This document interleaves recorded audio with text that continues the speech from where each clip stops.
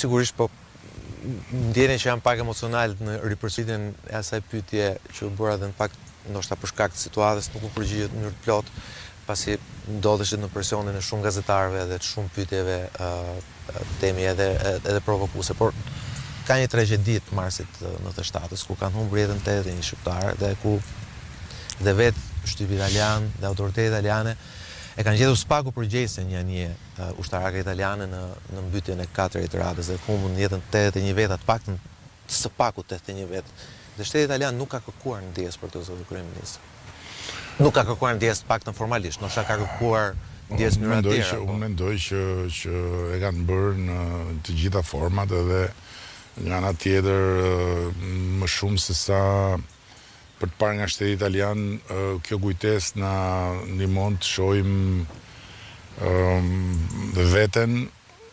dhe të mos harrojmë se në çfarë situatash kemi kaluar dhe çfarë periudhash tragjike kemi jetuar dhe natyrisht pa u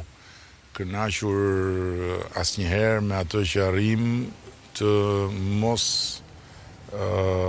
harrojmë se nga sa larg vim dhe të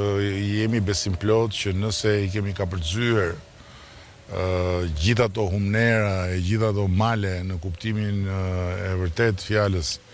dhe sot arrim të ulemi në të njëjtën tryezë me qeverinë e Italisë, një format që e kemi nisur në kryet herës me qeverinë e Kosovës dhe sot e kemi me qeverinë e Italisë, është pa diskutim një arsye më shumë për të pasur shumë besim tek e nesërmja.